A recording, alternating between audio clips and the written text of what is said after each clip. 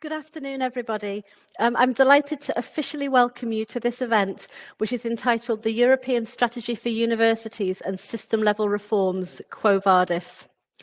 For those of you who don't know me, my name is Amanda Crowfoot, and I'm the Secretary General of the European University Association. And I'm really happy to be your host for this afternoon and to guide you through our programme and our range of really interesting speeches and panel discussions. I know that many of you will know EUA very well, but I know that also some of you are new to the association. So before we get started on the main content of our programme, I just wanted to take a couple of moments to just introduce EUA to you for those for whom it may be a little bit new. So EUA is the voice of Europe's universities. We have approximately 850 members in 48 different countries. So we're not just focused on the European Union, we cover the whole of the wider European higher education area.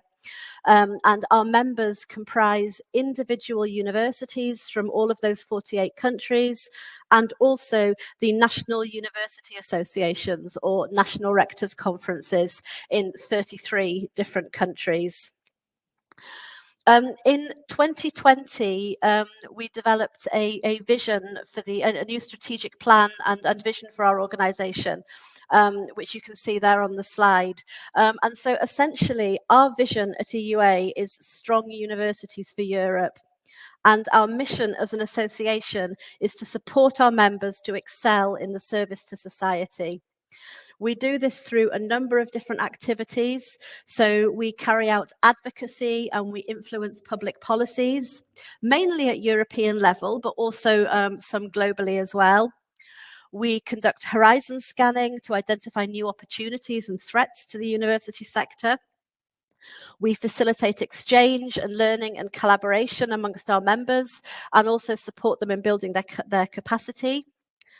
And importantly, we engage in global dialogue, for example, with our sister associations in other continents and at international level, because obviously, as well as being the voice of European universities, of universities within Europe, we're also the voice of European universities on the global stage.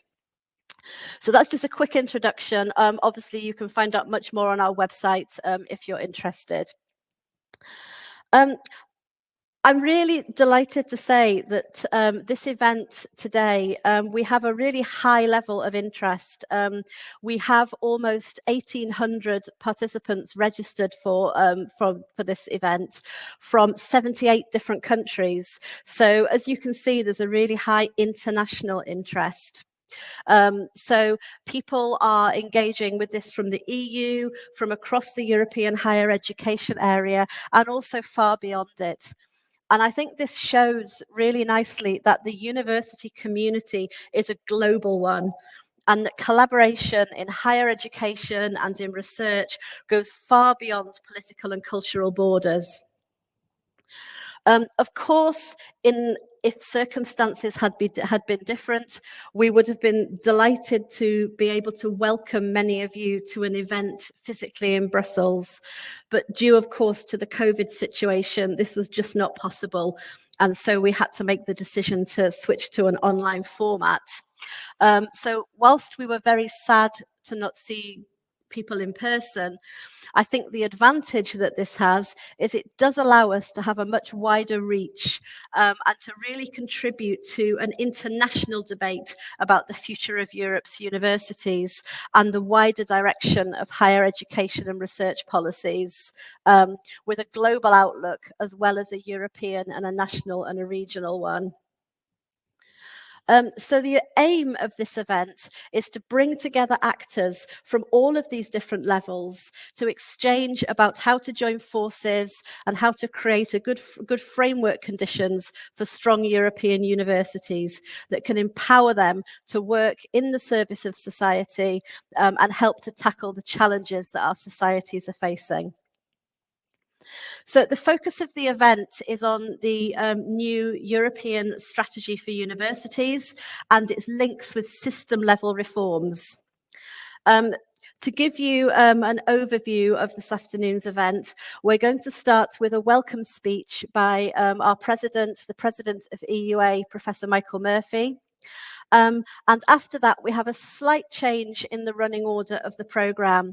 First, we will hear from the French presidency of the European Union about their views on the new European strategy and also their priorities for their presidency. And then after that, we will hear from the European Commission to actually set out the features of the new European strategy for us.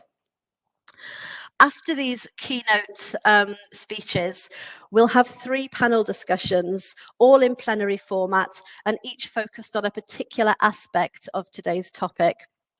So firstly, we'll debate synergies between the different university missions, why they're important, and what can be done to foster them through policy coordination. After that, we'll discuss the role of national recovery and resilience plans for university reform. And then our final panel today will look at the future of transnational university collaboration in Europe and how we can overcome the remaining barriers to really make this work. So just before I hand over to our first speaker, I'd just like to make a few technical announcements, if I may. You will have all seen the short video with technical instructions at the beginning of this session. I just wanted to repeat that you're very welcome and indeed strongly encouraged to ask questions during the panel discussions later using the Q&A function in the platform. As well as posing your own questions, you can also vote for a question that somebody else has put forward so that we can see which questions are the most interesting to the audience and make sure the moderator can pick up on those ones. So the moderators in each session can pick the most relevant questions and facilitate our debate.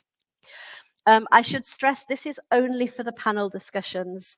For our opening session, unfortunately, we will not be able to have any questions due to time, but we should have ample discussion opportunities in the later sessions. I'd also like to say that the event will be recorded and is also being live streamed for social media. If you are following via social media, you're of course really welcome to post and to tweet and also to ask questions through the social media, and we'll feed these back to the moderators for the discussion so everybody can get involved whatever format you're watching us in.